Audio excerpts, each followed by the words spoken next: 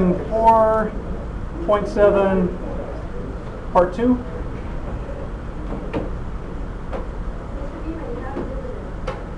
Okay. Yes, hello? Hi.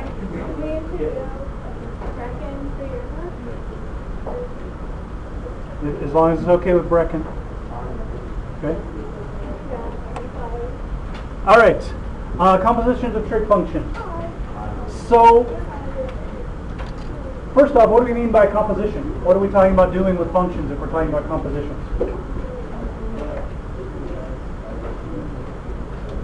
We talked about compositions right at the beginning of the semester. What are we doing with them? Combining them? How? Are we adding them? One inside of the other. There we go. So we're putting one function inside another. And remember, so one of the reasons that we wanted to be able to define an inverse trig function is so we could make compositions. Because when we make compositions of functions that are inverse functions, something special happens. So let's remember what that is. So compositions, we're putting one function inside the other. And for inverse functions,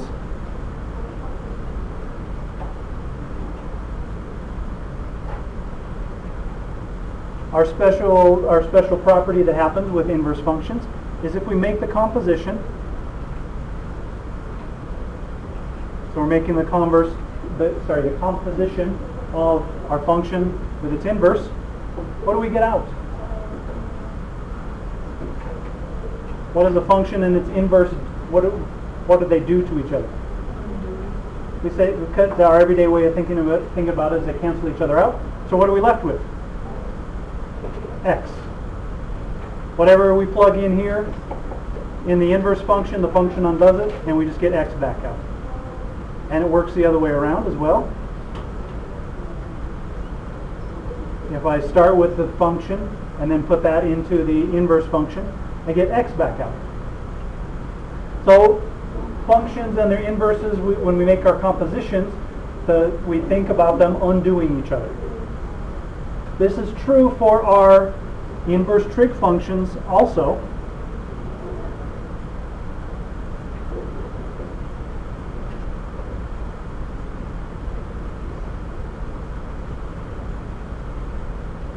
But we have one little thing that we have to keep track of. So I'm going to say except, and the exceptions are always what make things interesting. We have to keep track of the domain restriction of our original function.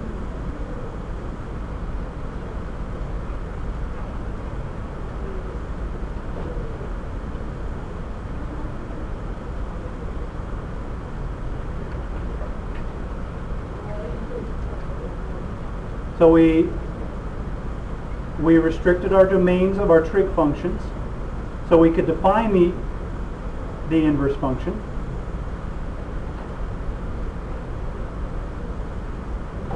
So for sine, we are always looking for an angle between negative pi over 2 and pi over 2. Same for tangent, inverse tangent. For cosine, inverse cosine, it's between 0 and pi. So we have to keep track of our domain restrictions of our original function, and we have to keep track of the allowed domain of our inverse function. So I'm just going to say of the domain of inverse functions.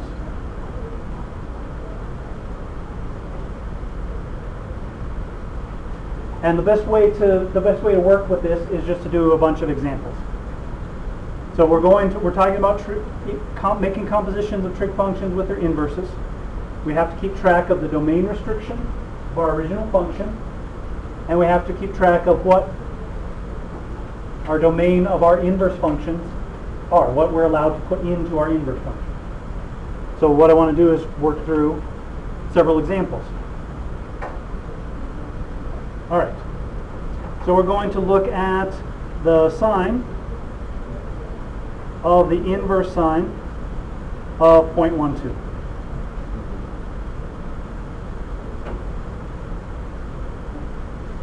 So because So what the inside here, the inverse sine of 0.12 is asking us what angle has a sine of 0.12. This is positive, so it's in the first quadrant. This isn't bigger than, larger or smaller than positive or negative 1. So we're okay there. So our function and our inverse just undo each other. You don't have to worry about anything. This works for everything. Our domain for our inverse function is fine. We're in the first quadrant, so we don't have to worry about our restricted domain for our sine function. So the function and its inverse just undo each other.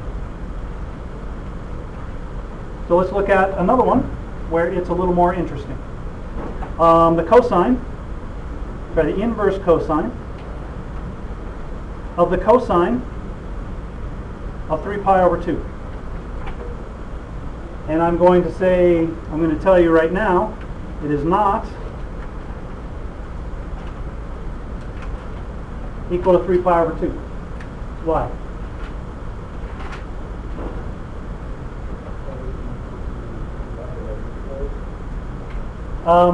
You're thinking on the right track, but what is our domain restriction? What do we restrict our domain for our original function to define our inverse cosine function? 0 to pi. So 3 pi over 2 is not between 0 and pi. So we can't, these two don't just undo each other automatically. We have a little more work to do. So I'm going to say this is the inverse cosine. What is the cosine of 3 pi over 2? We're all the way down here on the negative y-axis.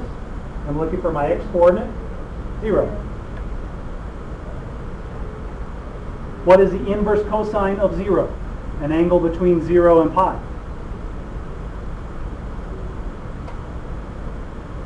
Where's my x-coordinate? 0 between 0 and pi.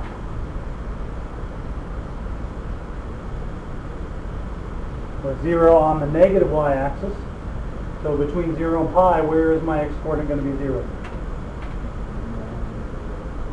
At pi over 2.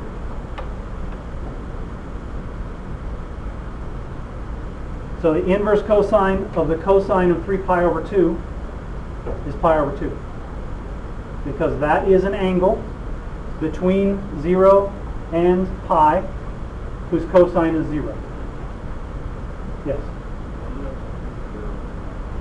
When we defined our inverse cosine function, we said that our angles have to be between 0 and pi. So whenever we're looking at an inverse cosine function, the answer we get out of there has to be between 0 and pi. And pi over 2 is halfway between 0 and pi. So the inverse cosine of the cosine of 3 pi over 2, it can't be 3 pi over 2 because that's too big of an angle. Yes? Can we subtract pi?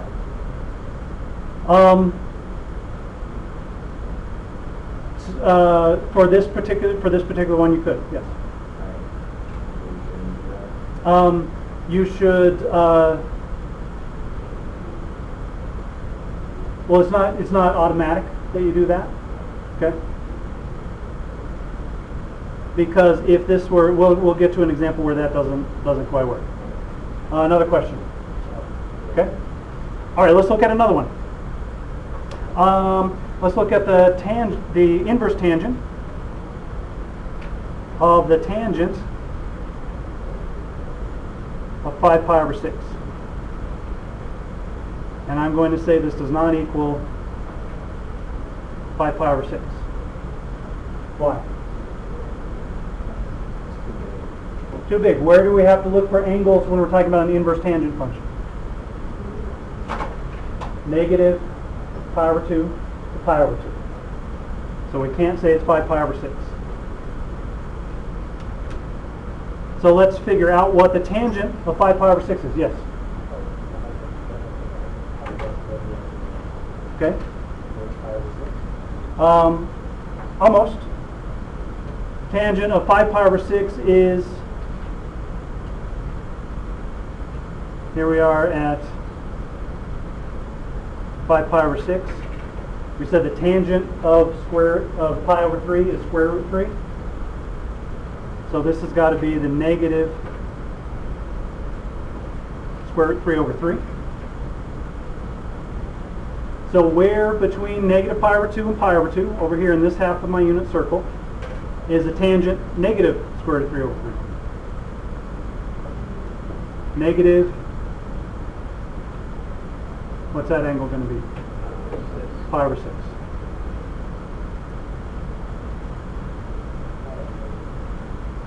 Because that is an angle between negative pi over 2 and pi over 2, whose tangent is negative square root of 3 over 3.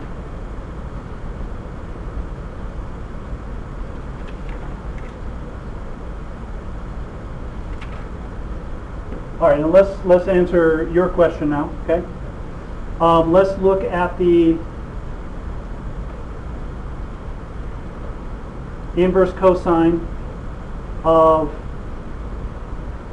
the cosine of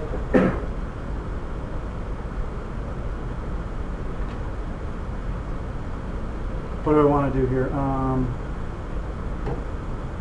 Let me do an inverse sine. I want to make up a good example here. The inverse sine of the sine of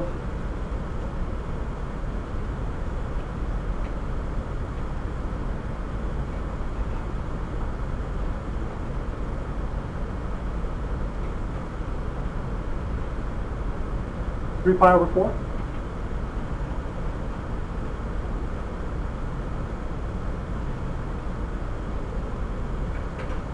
That one going to work? I don't think that's going to do what I want it to do. Anyway, let's do this one. What's this? So,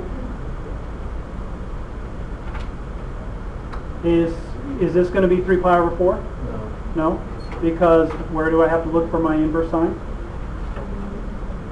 Negative pi over 2 to pi over 2. So this is going to be the sine, inverse sine of, what's the sine of 3 pi over 4?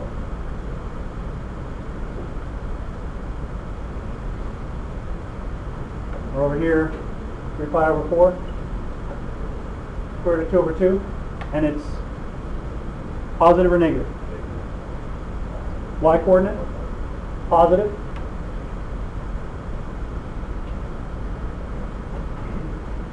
So what angle between negative pi over 2 and pi over 2 gives me a sine of square root of 2 over 2? Pi over 4. So that one did work out. So it was from here to here, not here all the way around to there. Okay? Does that make sense?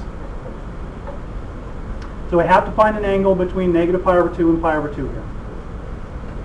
All right, let me see if I can, let's try to be a little let's try to be a little trickier. What about the cosine of the inverse cosine of 6?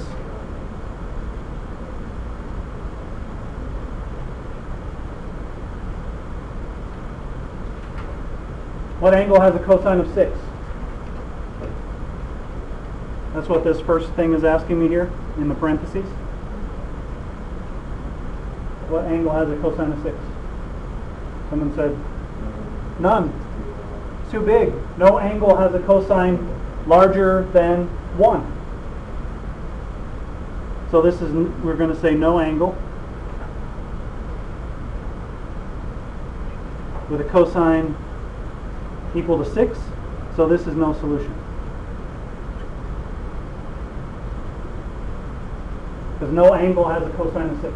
That's what this is asking. What angle has a cosine of 6? No angle has a cosine of 6. I have to plug in a number between negative 1 and 1 into my inverse cosine function.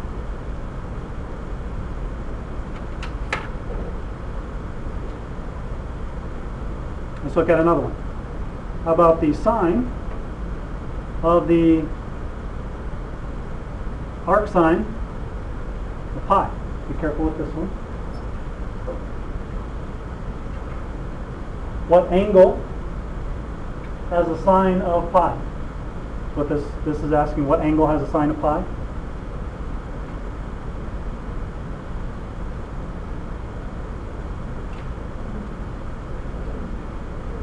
What is it?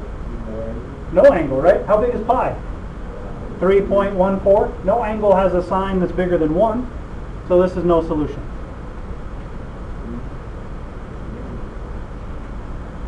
But what if I turn it around this way? What if I did the inverse sine of the sine of pi? Can I do it that way? What's the sine of pi? Over here on the x-axis, what's my y-coordinate? 0.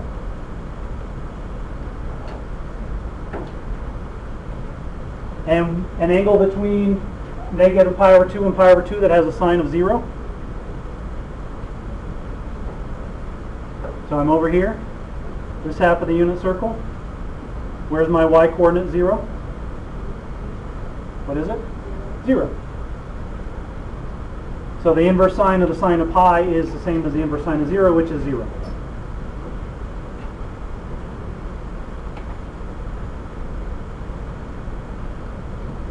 So when the number that we put into our inverse trig functions has to be between 0 and 1, and that what we get out of there has to be in our domain restriction of our original function. All right, couple more. Cosine of the inverse cosine of square root of 2 over 2. What's this one going to be?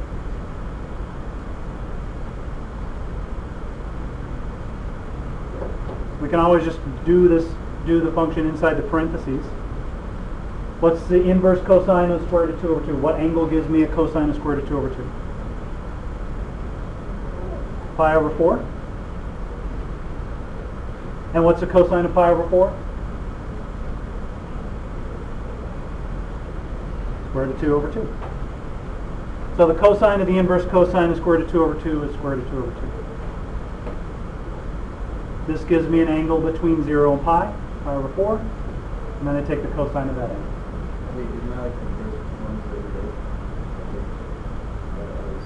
Yeah, because this is a number smaller than 1, so we're okay there, and we're in the first quadrant, so we're in the domain restriction of our inverse cosine function. So then they just undo each other. All right, last one of these, and then we're going to do something else, make it a little more interesting. Inverse sine of the sine of 7 pi over 6. Is this 7 pi over 6? No? Why not? 7 pi over 6 is not between negative pi over 2 and pi over 2. So let's figure out what is the sine of 7 pi over 6. Here we are at 6 pi over 6, 1 more pi over 6. What's my y-coordinate? Negative 1/2, good. And the inverse sine of negative 1/2, the angle between negative pi over 2 and pi over 2 that gives me a sine of negative 1/2. So I want a negative 1/2 for my y-coordinate over here. What is that angle? Negative pi over 6. So there's another one, Declan, where that rule didn't work. This is an angle between negative pi over 2 and pi over 2 whose sine is negative 1/2. All right. So these kinds of problems where we're forming the composition with a function and its own inverse, and we have to keep in mind our restrictions. It just takes a little practice, getting used to where we have to look for our answers and making sure everything is fitting with how we define our inverse function. Next, we want to form compositions of mixed trig functions. So let's look at a few of those examples. What if we want to find the exact value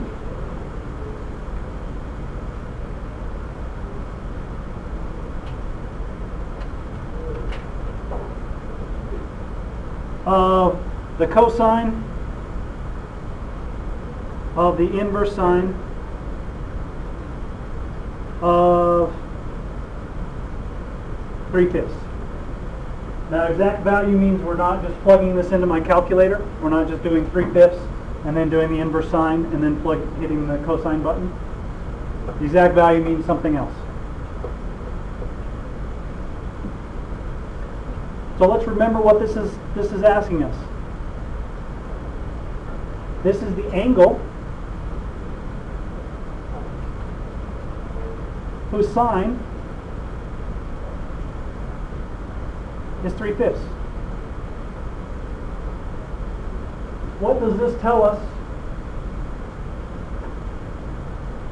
in relation to this angle, this 3/5?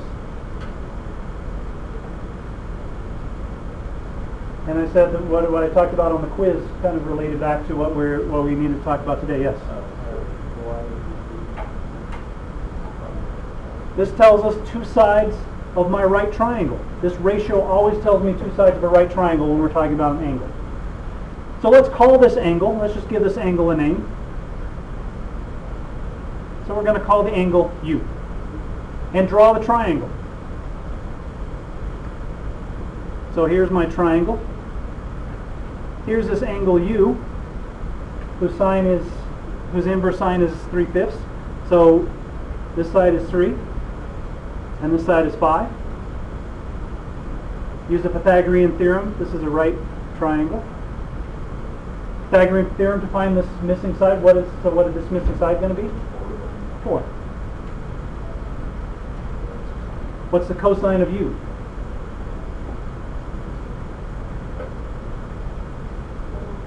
4/5. Adjacent over hypotenuse. So the cosine of this angle, whose sine is 3/5,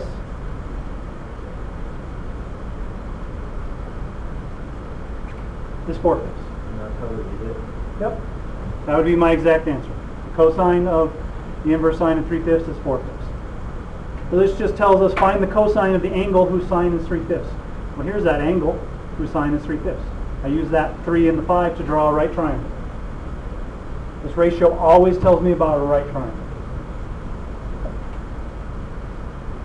Yes? So that would be different if sine wasn't reversed.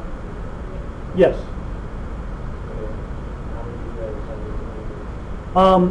If sine were not an inverse, then the cosine of 3/5 would just be some number. So that would be a calculated problem. All right, let's look at another example like this. This ratio always tells us about the sides of a right triangle. We draw the right triangle, use the Pythagorean theorem to find the missing side, and then just evaluate the trig function that it asks us to evaluate. These problems like this are always the same. The sine. We want to find the sine of the inverse tangent of -1/2.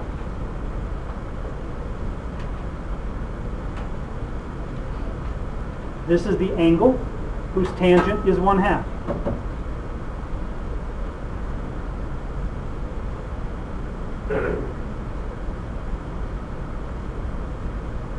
-1/2, sorry. So let's call that angle U. And we'll draw our triangle. And I'm going to draw my triangle like this. Why am I drawing it upside down like this? Because it's negative and my inverse tangent has to come from between -pi/2 and pi/2. So it has to come from either the first quadrant or the fourth quadrant. Since it's negative, it has to be the fourth quadrant. And then this ratio tells me two sides of my triangle. So what is this side? 1, and this side would be -2. Did we do that right? Tangent is opposite over adjacent. I think we switched it around. So this would have to be 2 and -1. And this is my 90-degree angle. So I use the Pythagorean theorem to find the missing side, this is the square root of 2 squared plus 1 squared, so square root of 5. The sine of u equals opposite over hypotenuse.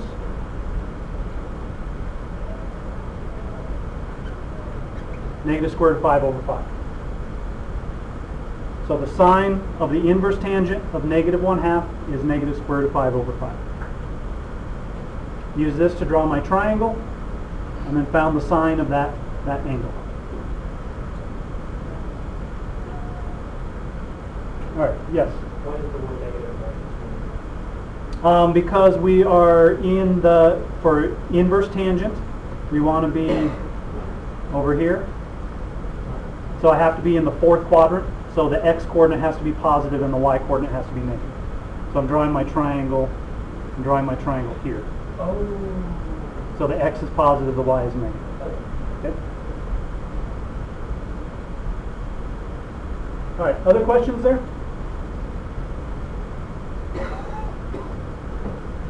All those problems can be like similar to that. All these problems are similar to this. Anytime we're doing these mixed compositions of trig functions, draw the triangle, use the Pythagorean theorem to find your missing side. Is there ever going to be an inverse in the house? Well, when we're doing the compositions like this, our inverse functions are going to be on the inside, because the inverse function is telling you about the angle. If we're taking the sine of negative 1/2, that's not telling us about the sides of a right triangle. Okay. All right, let's add one more little twist here. What if instead of ratios of numbers, what if we have a variable in there?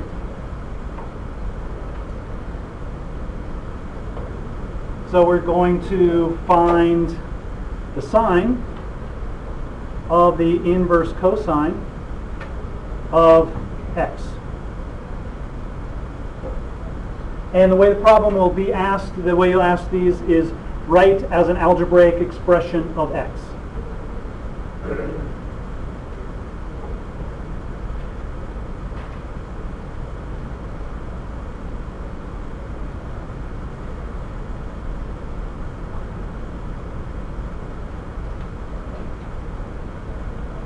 It's the exact same problem.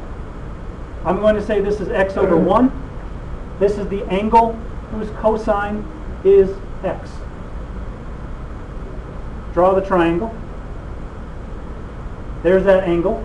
The cosine of this angle is x, adjacent over hypotenuse.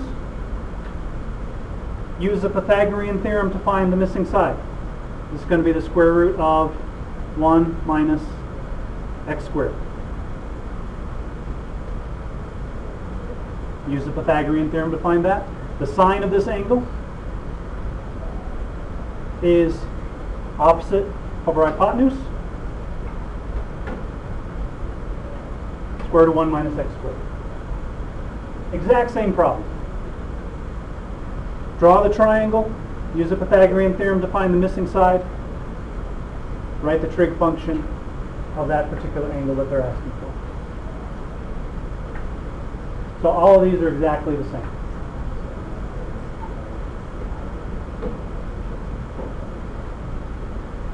Let's do one more of these quickly. It's really the same problem, just a slightly different setup. The tangent of the arc cosine of 2x. I'm going to write this as 2x over 1. This is the angle whose cosine is 2x. So it's almost the same problem. There's that angle.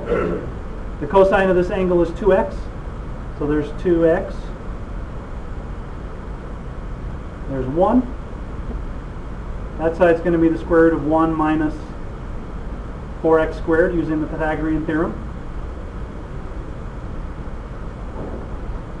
And the tangent of u is opposite over adjacent.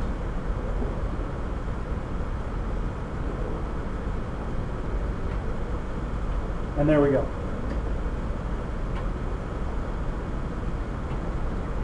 So all those 4 examples, the last 4 examples we did are exactly the same. use this information to draw your triangle, use the Pythagorean theorem to find the missing side, and then find whatever trig function it's asking you to find for that angle.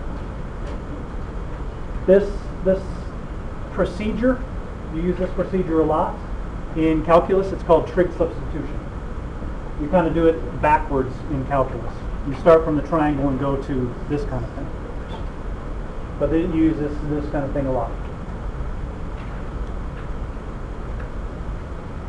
All right, for the compositions of the inverse functions, the same function, you're keeping track of your quadrants, you're keeping track of your domain restrictions, making sure you're getting your answer from the right place.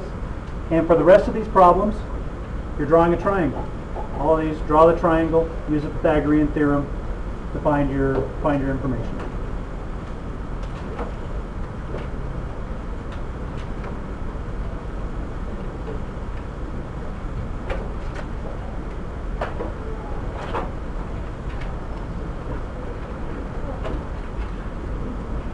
Oh, not even. Every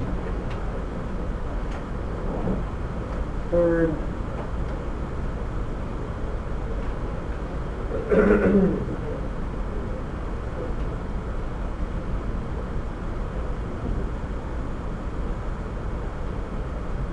There you go.